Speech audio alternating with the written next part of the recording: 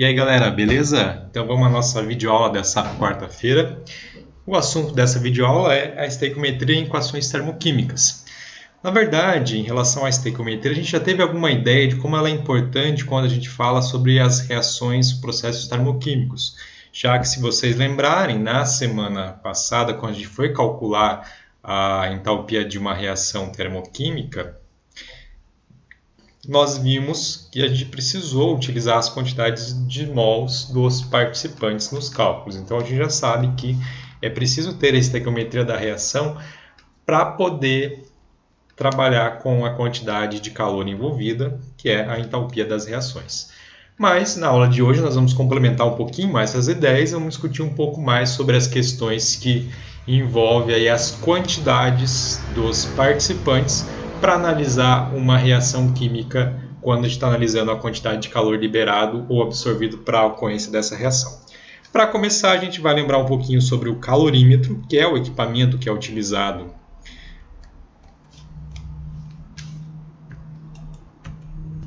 para fazer o cálculo da entalpia do calor de reação.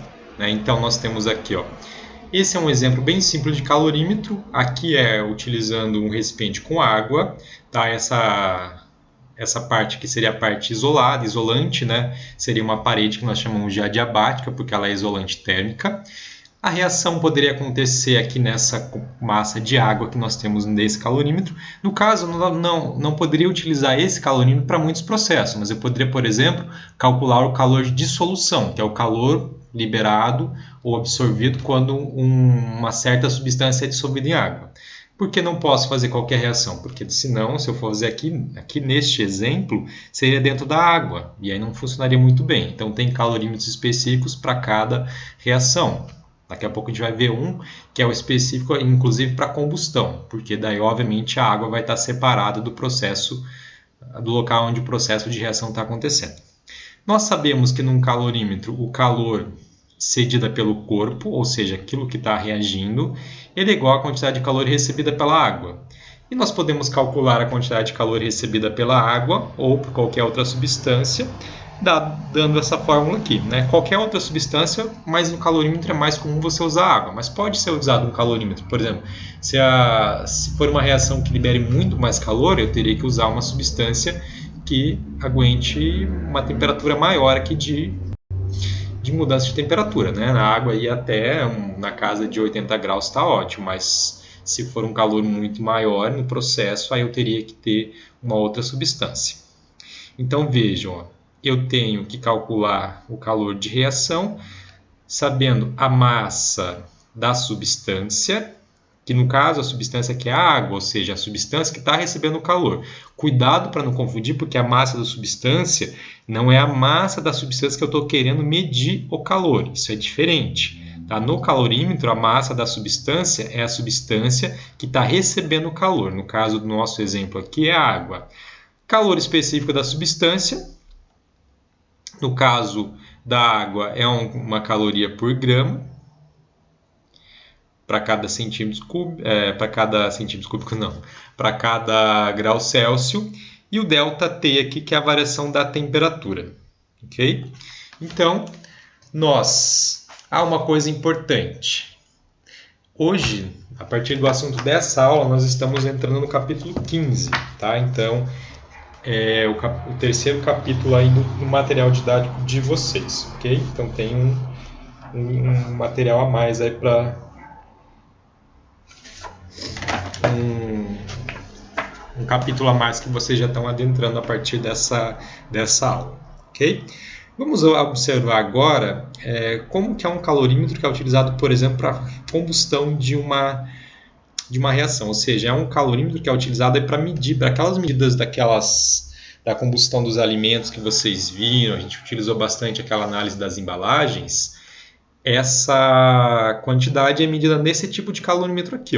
Então, eu tenho aqui a imagem dele comercial e mais ou menos como ele funciona. Veja bem, nós temos aqui, aqui nesse recipiente branco aqui no meio, nós temos a chamada bomba calorimétrica. Então, esse calorímetro aqui ele é chamado de bomba calorimétrica.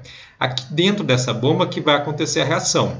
Essa reação vai acontecer, por exemplo, se for, no caso, nós estamos fazendo uma reação de combustão de um alimento, o alimento é colocado aqui, tem essas duas entradas aqui, vai dar uma descarga elétrica nesse alimento, ele vai entrar em combustão, no momento que ele entrar em combustão, ele vai começar a trocar calor com a água que está aqui, esse calorímetro usa-se o volume de água constante, então a gente pode utilizar a sua capacidade, a gente sabe que ele tem uma capacidade de X calorimétrica que a gente chama. Essa capacidade calorimétrica é qual é a quantidade de calor que está envolvido em cada 1 grau que a temperatura da água aumentar ou diminuir. Pode ser uma reação isotérmica ou endotérmica, né?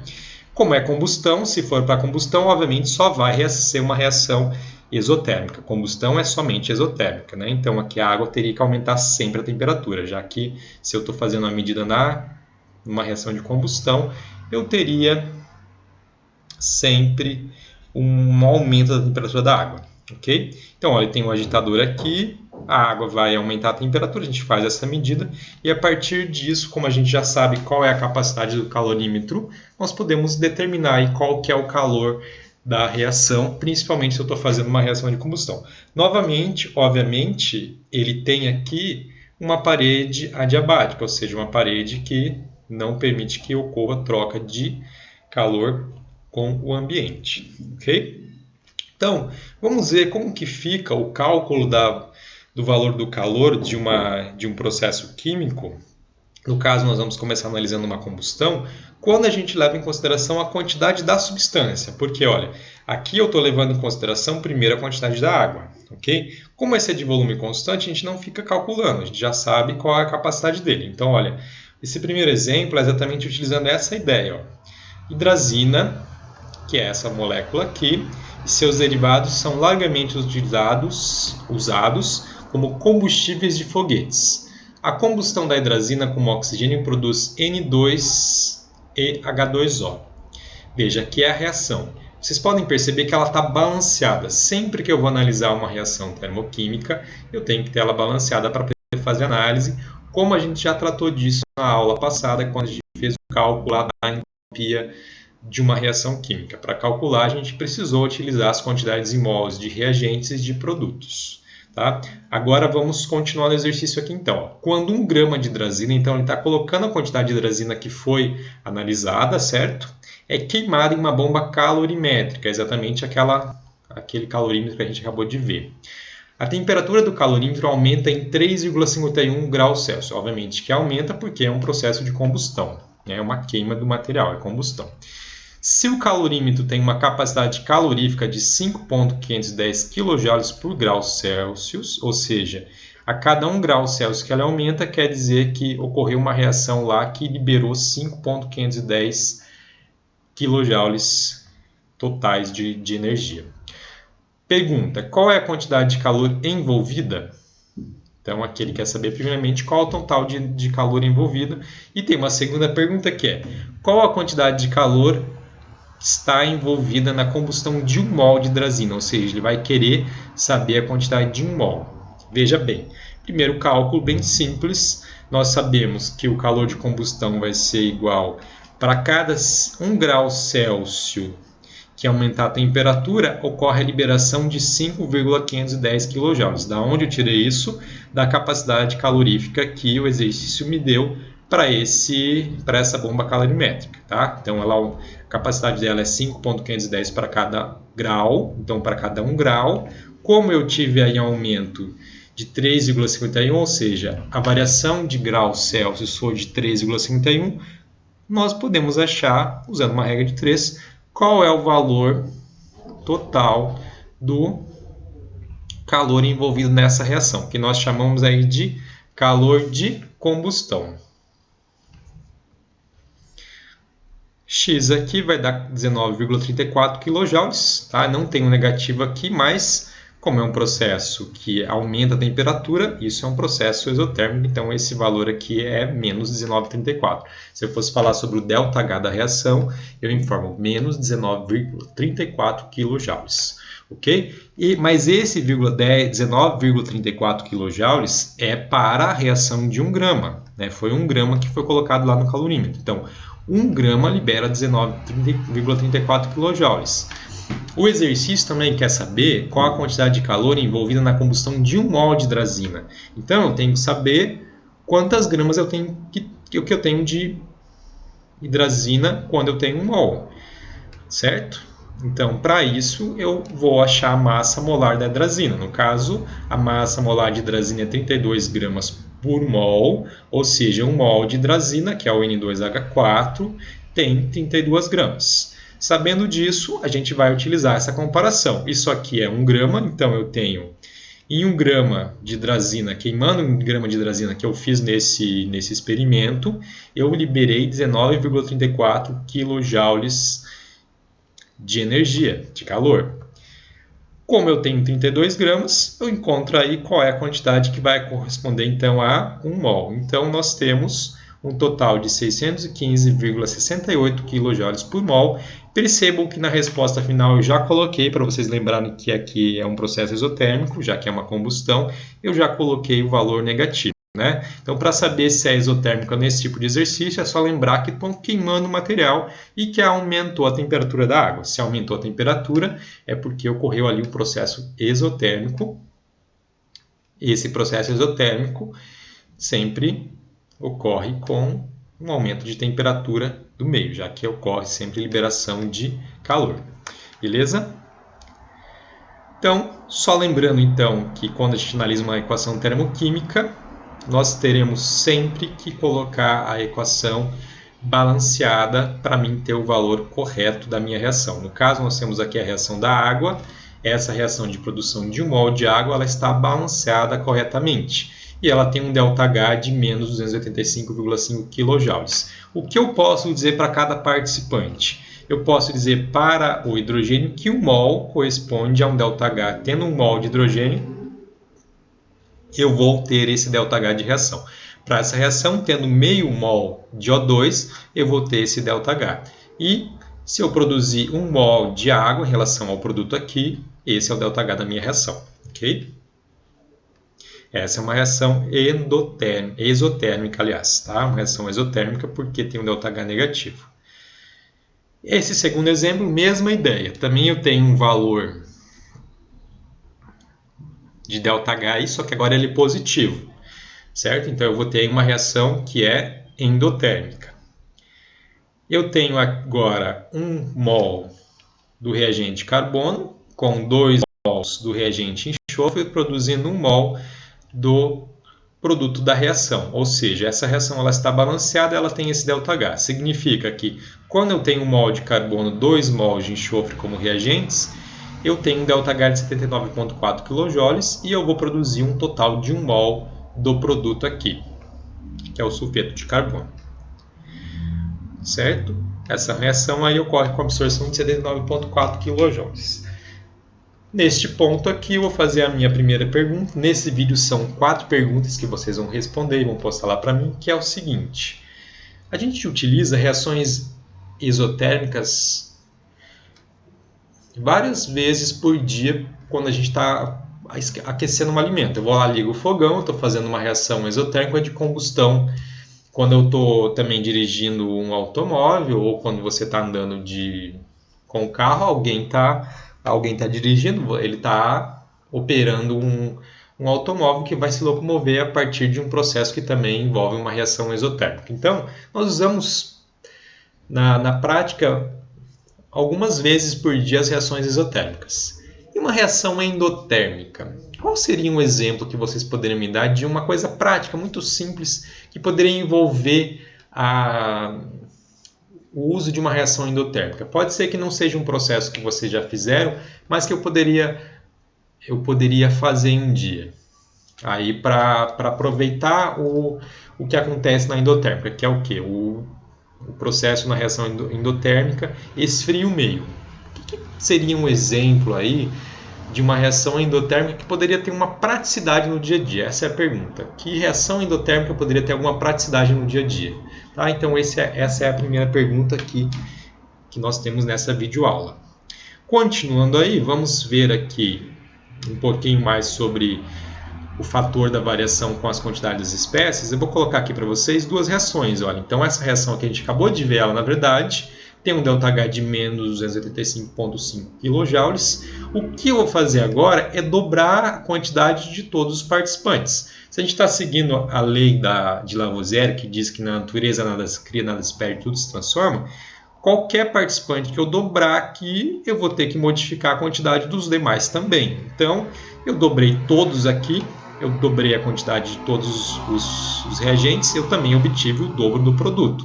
E o ΔH, consequentemente, também vai ser o dobro. Então, essa é a relação que nós temos numa reação química quando a gente está analisando a quantidade de calor. A quantidade de calor ela é proporcional à quantidade dos participantes daquela reação. Okay? Se eu dobrei ele, dobrou também a quantidade de calor, no caso desse exemplo, que é liberada.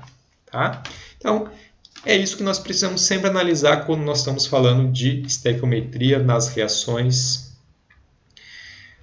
quando nós estamos trabalhando com as quantidades de calor envolvidas. Vamos ver agora mais um exemplo que vai trabalhar com essas quantidades aí. Tá? Aqui nós vamos fazer até uma retomada de alguma coisa que nós falamos nas últimas aulas, mas também para a gente calcular aí a quantidade de calor de acordo com a quantidade que nós colocamos de um dos participantes da reação. Então vamos à questão. A combustão do principal componente da gasolina, o octano,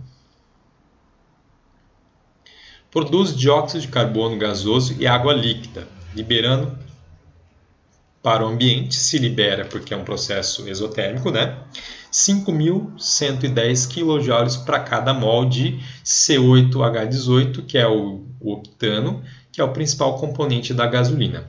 Primeiro, escreva a equação termoquímica que representa a transformação ocorrida. Então, nós temos aqui o octano, principal componente da gasolina, tem uma reação com oxigênio, que produz, isso nós chamamos de combustão completa, quando produz gás carbônico mais a água. Tá? Então é uma combustão completa.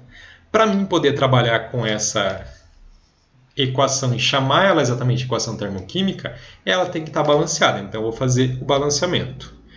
Aqui começo acertando o carbono, então esse aqui eu vou colocar um aqui como coeficiente estequiométrico, aqui 8. Depois eu acerto o hidrogênio, vou colocar um 9 aqui na molécula de água como coeficiente. E por último o oxigênio, vou usar 25 meios para acertar o oxigênio. Então aqui eu tenho a reação balanceada. Tenho as mesmas quantidades de átomos do lado do produto, que é aqui, e do lado do reagente, que é aqui. Okay? Essa reação se encontra balanceada. Essas são as quantidades para 1 mol. Por isso a gente já utilizou aqui 1 mol inicialmente de gasolina. Então, essa reação queimando 1 mol, porque olha, o valor que ele colocou lá no exercício foi 5.110 kJ por mol, ou seja, 1 mol eu libero 5.110 kJ, ou seja, 1 mol de gasolina, quando ele queima, ele libera essa quantidade de 5.110 kJ de calor, conforme essa reação está descrita aí. A segunda coisa que a gente quer nesse exercício é representar a transformação ocorrida através de um diagrama. Então, nós sabemos que a reação é exotérmica, então a entalpia do reagente vai ser maior do que a do produto. Quando eu for colocar isso no gráfico, então, eu vou ter que colocar, olha, o gráfico vai ser sempre a entalpia versus o sentido da reação, o reagente vai ter que estar com uma entalpia maior e o produto vai ter que estar mais embaixo com uma entalpia menor. Tá? Então vejam aí, ó. O reagente está aqui, a entalpia lá em cima, porque ela é maior, e por último, lá embaixo, vou colocar os produtos, e aí eu tenho um diagrama de entalpia para mostrar a ocorrência dessa reação. Okay?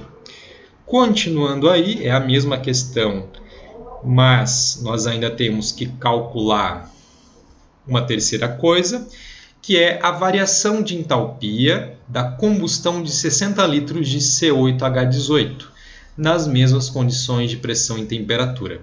Foi dado aqui a densidade, porque olha, eu tenho a quantidade em litros. Então, para mim poder calcular a quantidade que se refere à gasolina, eu tenho que ter a sua quantidade em gramas. Com a densidade, que relaciona grama por ml, eu consigo chegar nessa quantidade em gramas que eu tenho de gasolina. E também ele me deu aqui a massa molar do hidrogênio, do carbono e do oxigênio para mim calcular a massa molar total da gasolina. O que nós temos então?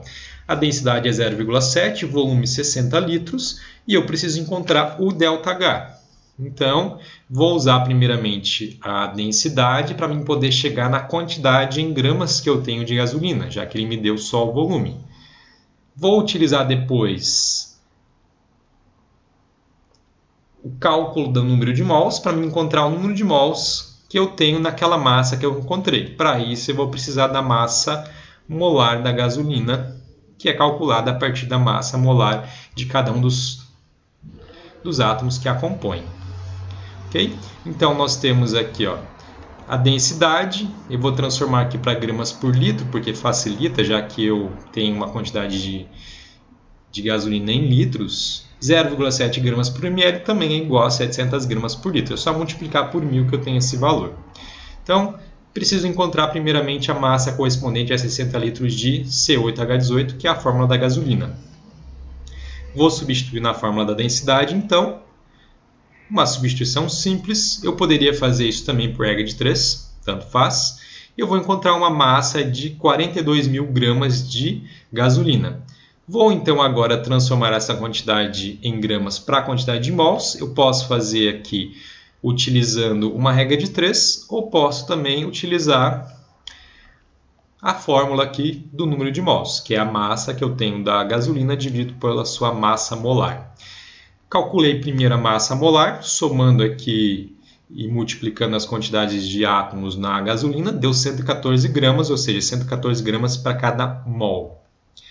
Calculando pela fórmula, eu tenho 42.000 dividido por 114, e eu sei que o número de mols de gasolina é igual a 368,4 no total. Sabendo disso, a gente pode calcular então qual é a quantidade liberada pelos 60 litros, porque nós sabemos que 5.110 kJ é para cada 1 mol. Eu tenho que encontrar então qual é a quantidade de entalpia na variação de entalpia que eu tenho no caso de 60 litros, que corresponde a 368,4 mols. Então, ΔH de combustão de 368,4 vai ser dado 1 mol menos 5.110, 368,4 x mols, ou seja, uma regra de 3 simples, eu chego ao resultado que eu quero. No caso, isso aqui vai ser 368,4 vezes 5.110, que dá menos 1,9 vezes 10 elevado a 6 kJ, ou seja, 60 litros vai liberar um total de 1,9 vezes 10 a 6 kJ de calor no total. Esse aí é o ΔH da reação de combustão, quando eu tenho não 1 mol e sim 368,4 mol de gasolina. Beleza, pessoal? Não é complicado. Se vocês estiverem com alguma dificuldade em relação a balanceamento, em relação ao número de mols, me chamem lá no chat, a gente faz uma conversa mais rápida, ou a gente pode até gravar um vídeo adicional, ou a gente faz uma chamada lá para poder conversar sobre isso, para tirar alguma dúvida que possa ficar sobre essa parte, beleza? Continuando aí, vem aí agora a segunda pergunta. Aqui eu tenho uma representação simples de um motor a combustão. Então a gasolina ela é utilizada nos motores a combustão, que é o motor que nós temos nos automóveis e em outros veículos automotores. A pergunta é: o que movimenta um motor a combustão? É uma pergunta simples, mas é o que movimenta esse motor a combustão? Essa é a segunda pergunta que vocês têm nessa videoaula, ok? E aproveitando a deixa aí, vamos continuar falando um pouquinho mais sobre combustíveis. Nós temos aqui o Homer abastecendo o seu carrinho aqui, com no caso aqui num combustível um pouquinho diferente, que os postos de combustíveis lá eles são self-service, Você chega lá, você faz o pagamento com cartão e você mesmo abastece. Muitos dos... Aqui no Brasil essa tecnologia já existe em alguns locais. Eu, por enquanto, só encontrei um posto indo para Foz do Sul, aqui não é muito longe de Curitiba, um restaurante chamado Anila, que tem na estrada, na BR-277. É o único, e ninguém estava abastecendo lá. Todo mundo ia no comum, porque não é cultural ainda. Né? Uma coisa que nós temos no Brasil bastante hoje, a representação da imagem, é carros que utilizam dois combustíveis, principalmente gasolina e álcool. Esse tipo de carro nós chamamos de flex, ou seja, ele pode estar trabalhando com álcool ou pode estar trabalhando com a gasolina. Como que eu sei quando um combustível é mais eficiente que o outro? Como que eu faço isso? Então a gente vai analisar aqui um pouquinho sobre essa questão dos combustíveis. Olha só, para isso vamos analisar a entalpia de combustão da gasolina e do etanol. A combustão da gasolina, a gente tinha acabado de falar um pouquinho sobre ela no último exercício, é 5.358, a entalpia de combustão aí por mol. E do etanol é 1.375 kJ para cada mol. Tá? No Brasil, a gente utiliza bastante álcool, muito mais que outros países. Inclusive, aqui no Brasil surgiu o Proálcool, lá em 1975, que foi um programa para estimular a produção de álcool como combustível. E, inclusive, no Brasil é obrigatório que a gasolina tenha 25% de álcool, de etanol. Né? O álcool, como nós falamos de álcool como combustível, nós estamos falando do etanol. Ok? E olha, vocês percebam que em relação ao álcool e gasolina, eles têm uma entalpia diferente. Mas veja, para mim saber realmente qual é o mais eficiente, nós temos que analisar em relação à quantidade que eu tenho para cada mol, certo? Então, primeiramente aqui, vamos usar as massas molares para a gente analisar uma comparação entre os dois em gramas. Olha só, a massa molar da gasolina, o principal componente é o octano, que tem uma massa de 114 gramas por mol. E o etanol, 46 gramas por mol. Então, se a gente for comparar aí para cada 1 grama de gasolina, há liberação de 47 kJ de calor. E no caso do etanol, eu tenho para cada 1 grama 29,67 kJ. Então, isso aqui pode me ser uma ideia de que o mais eficiente ainda seria a gasolina. Aqui nesse slide, eu vou fazer a terceira pergunta já, que é em relação exatamente a essa questão do etanol. Essa pergunta, na verdade, é uma pergunta bem fácil, eu acabei de falar um pouquinho sobre isso. Vocês vão fazer, a terceira pergunta é o seguinte, vocês vão falar o que foi o plano pró-álcool, o plano do governo criado aí. O que foi esse plano pró-álcool? Vocês vão responder o que foi esse plano utilizando as ideias que eu acabei de citar aqui nesse slide mesmo, beleza? Continuando aí, quando a gente quer falar realmente de combustíveis, para fazer uma análise um pouquinho mais exata, nós usamos o chamado poder calorífico, que é quantos quilojoules esse combustível libera para cada 1 quilo dele, tá? Quilojoules por quilo, então. Então, se a gente for calcular da gasolina e do álcool, nós temos, olha, a gasolina 114 gramas corresponde a 1 mol, né? E a gente sabe que 1 mol libera 5.358 quilojoules. Então, 1.000 gramas vai liberar X quilojoules. Isso dá um valor de 47 vezes 10 elevado a 3 kJ por quilograma. Esse aqui seria o poder calorífico da gasolina. Se eu for fazer o mesmo cálculo para o álcool, vou usar a massa molar dele aqui, porque eu sei que um mol dele, que é 46 gramas, libera 1.365 kJ. Encontro quantos quilojoules eu vou liberar com 1.000 gramas. Opa, aqui tem alguma coisinha errada. Eu vou voltar aqui só para a gente fazer a correção, né, para não ficar errado na nossa videoaula. Aqui não é quilojoule, aqui é gramas. Vou voltar aqui na apresentação, novamente. Vamos lá. Então, 1.000 gramas de álcool, agora, qual é a quantidade de quilojoules que libera? Isso dá 29,7 vezes 10 a 3 quilojoules por quilo. Ou seja, a gasolina realmente tem um poder calorífico maior do que o poder do etanol. Mas nós sabemos, olha só, que a gasolina ela é mais cara, geralmente, que o etanol. Mas quando que ela é compensatória, então? Quando que ela é realmente compensatória comprar a gasolina ou quando é compensatório comprar o etanol? Isso é uma das ideias que vocês vão responder na segunda atividade do dia de hoje. Nessa atividade, vocês vão ler o texto lá sobre combustíveis do capítulo 15, entre as páginas 19 e 23, e vocês vão responder ali a 2 exercícios e a uma situação problema sobre a questão dos combustíveis, principalmente na comparação da gasolina e o etanol, ok? Então, essa ideia de quando é que eu uso um e quando eu uso o outro, vocês que vão ter que determinar para mim nessa atividade, ok? Depois eu faço uma correção. Se alguém tiver se equivocado nas ideias, eu faço a correção depois individualmente lá no chat, ok? Bom, mas ainda falta a quarta pergunta antes da gente encerrar. Isso que eu acabei de falar é a atividade, ainda tem a quarta pergunta. A quarta pergunta é: e se fosse o metanol? Nós temos aqui o etanol e a gasolina. E se fosse o metanol, qual seria o mais eficiente? A gasolina ou o metanol? Nós já sabemos que se comparar a gasolina e o etanol, o mais eficiente é a gasolina. Mas se fosse no lugar do etanol, o metanol, qual seria mais eficiente? A gasolina ou o metanol?